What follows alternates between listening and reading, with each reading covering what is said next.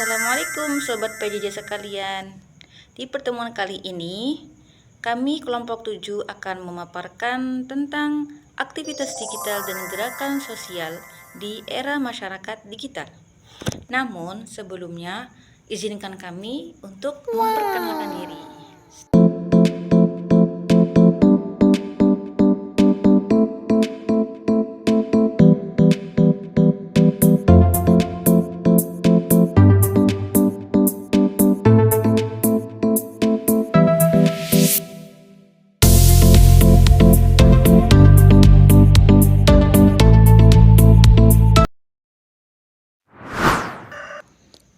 Aktivitas digital dan gerakan sosial di era masyarakat siber. Mobilitas jarak jauh telah menjadi sebuah tren di era digital. Tidak terbatas ruang dan waktu, karyawan dapat bekerja di mana saja. Definisi siberkultur. Apakah itu siberkultur?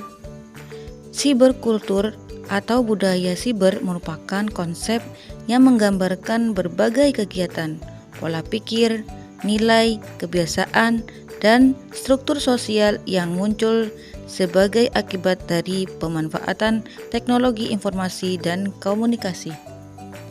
Bagaimana pendapat para tokoh?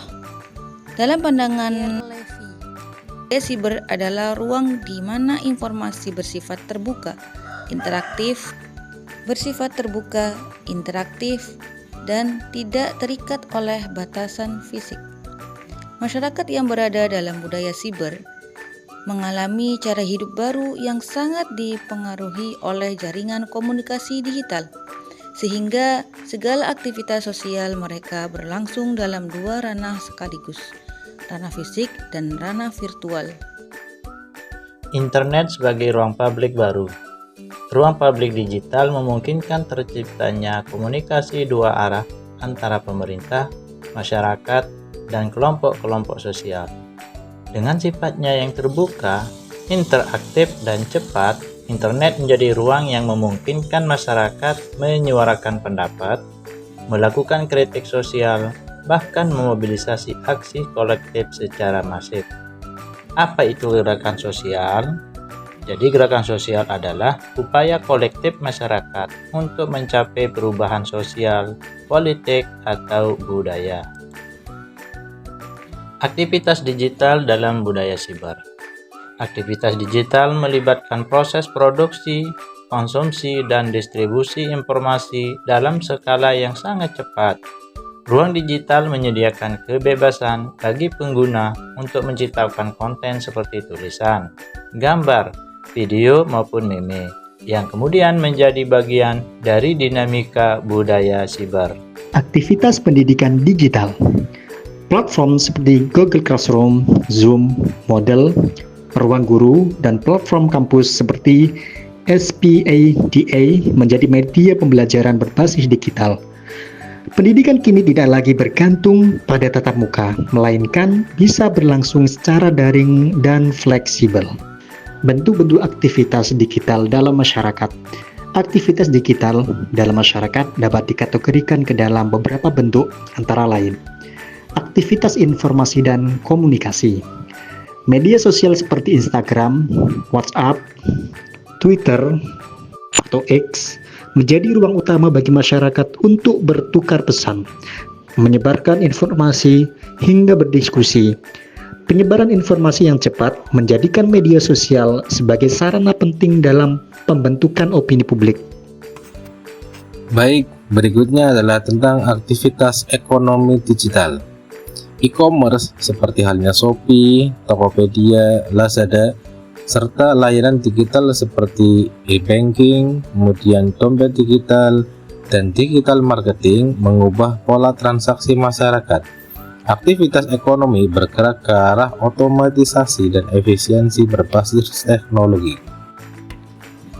Nah, selanjutnya aktivitas hiburan dan kreativitas. Platform seperti YouTube, kemudian Spotify, Netflix, dan TikTok menjadi ruang kreativitas dan hiburan. Masyarakat dapat membuat konten kreatif yang dapat dinikmati dan dibagikan secara luas. Aktivitas kewargaan dan partisipasi publik. Ruang digital kini menjadi arena diskusi politik, petisi digital, kampanye sosial, bahkan kritik terhadap kebijakan publik. Aktivitas ini membuka ruang demokratisasi dan partisipasi yang lebih inklusif. Karakteristik gerakan sosial digital: berbasis jaringan atau network movement, tidak terbatas ruang dan waktu, partisipasi massal dan akses terbuka, peran besar visual dan narasi, dan tempo perubahan cepat. Peran media sosial dalam gerakan sosial. Yang pertama, media penyebaran informasi. Media sosial menyediakan akses informasi instan. Berita dan isu sosial dapat dibagikan secara cepat dan luas. Yang kedua adalah media mobilisasi massa.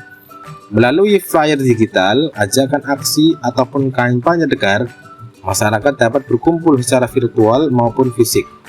Yang ketiga, media pembentukan opini publik. Komentar, diskusi, dan konten yang viral membentuk persepsi masyarakat mengenai isu tertentu. Selanjutnya, yang keempat, media pengawasan publik. Masyarakat dapat mengawasi tindakan pemerintah, aparatur negara, maupun lembaga publik melalui rekaman video unggahan media sosial. Dan yang terakhir, media advokasi. Gerakan digital dapat mendorong perubahan kebijakan melalui tekanan opini publik, petisi daring, dan kampanye global. Dampak aktivitas digital terhadap gerakan sosial.